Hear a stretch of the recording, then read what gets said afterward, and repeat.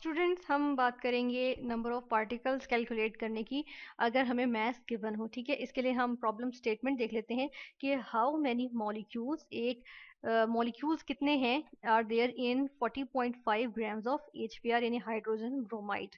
ठीक है, यानी 40.5 ग्राम्स में, यानी कि अमाउंट हमें बता दिए, वजन में अमाउंट बता दिए। ठीक है ना, अमाउंट हमें बता दी इन द फॉर्म ऑफ, क्या कहते हैं, हम कह सकते हैं वेट। ठीक है, वजन के मुताबिक हमें अमाउंट बता दी गई है जिसको हम कहेंगे मैस। तो हमें ये बता दी गई है और हमें इसमें इसने कहा है कि इसमें कितने नंबर ऑफ पार्टिकल्स होंगे, यानी HBr अगर हाइड्रोजन ब्रोमाइड। ठीक है, इसको जिसको हम लिखेंगे हाइड्रोजन ब्रोमाइड, इसको हम लिख देते हैं पहले यहाँ पे, किसका नाम क्या है, हाइड्रोजन ब्रोमाइड, MIDE। ठीक है, तो हम देखते हैं कि हाइड्रोजन ब्रोमाइड का मेरे पास 40.5 ग्राम्स जो है वो मैस में, यानी कि अमाउंट में, मेरे पास ग्राम्स में ये मौजूद है। ठीक है, और हमने देखना है कि इसके अंदर इसके कितने HBr के, यानी HBr एक यूनिट है ना। ठीक है, इतना एक यूनिट है, तो इसके कितने हमारे पास इसके अंदर मॉलिक्यूल्स, ये यूनिट है यानी कि मॉलिक्यूल है, एक मॉलिक्यूल है, तो कितने मॉलिक्यूल्स होंगे 40.5 ग्राम्स अगर मेरे पास HBr मौजूद हो।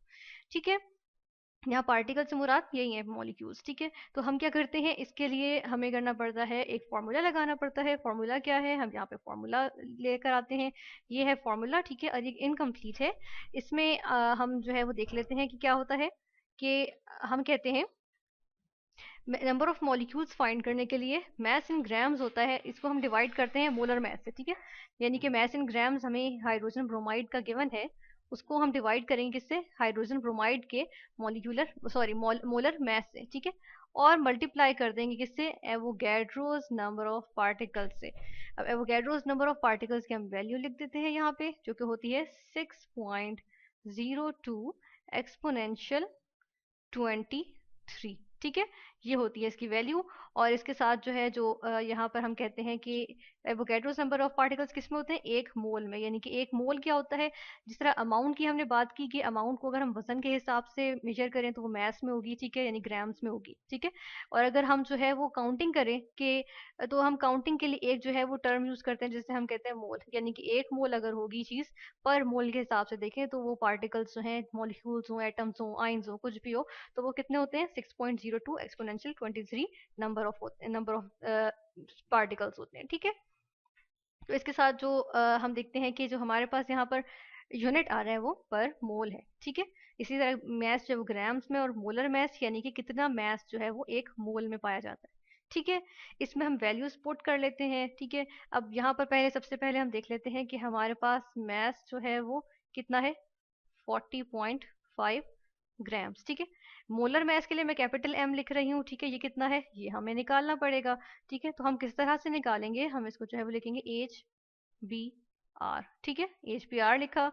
अब H का मोलर मैस क्या होता है, ये होता है 1। ठीक है, हमने लिखा 1, प्लस ब्रोमीन का कितना होता है, ब्रोमीन का होता है 80, हमने लिखा 80। ठीक है, उसके बाद हम यहाँ पर क्या लिखेंगे, हम यहाँ पर इसको ऐड करके लिखेंगे, ये बन जाता है 81। ठीक है, और यूनिट्स क्या आते हैं, ग्राम पर मोल, क्योंकि हमने कहा ना मोलर मैस होता है, एक मोल में कितना मैस पाया जाता है। ठीक है, तो हमने यहाँ पे लिख दिया 81 ग्राम्स पर मोल, यानी एक मोल में। ठीक है, तो हम यहाँ पर जो है वो ये वैल्यूज पुट करेंगे। ठीक है, फिर एवोगैड्रोस नंबर ऑफ पार्टिकल्स तो हमें मालूम ही है। ठीक है, तो हम यहाँ पर देख लेते हैं, अब यहाँ पे इज इक्वल टू का साइन लगाते हैं, मैस इन ग्राम्स पुट करते हैं, हमारे पास क्या वैल्यू है 40.5। ठीक है, ये आ गई।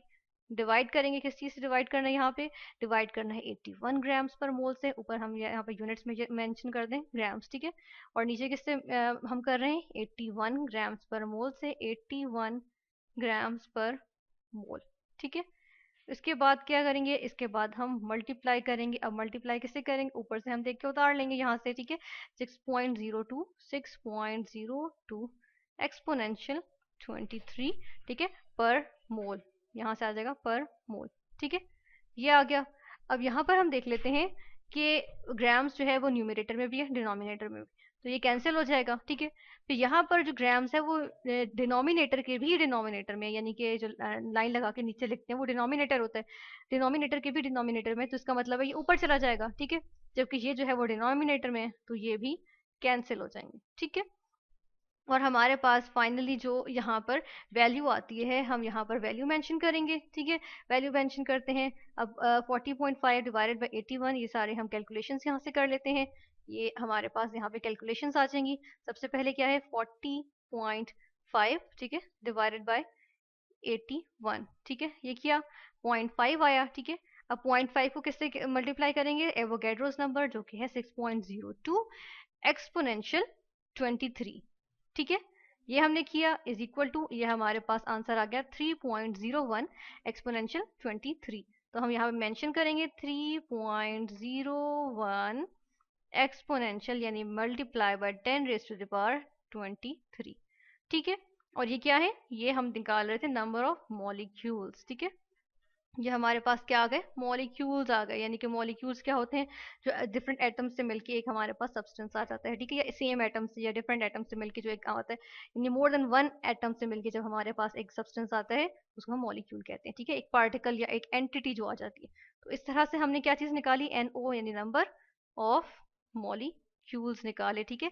किसके अंदर, जो कि मौजूद थे, किसके अंदर मौजूद थे, ये मौजूद थे हमारे पास 40.5 ग्राम्स ऑफ हाइड्रोजन ब्रोमाइड में।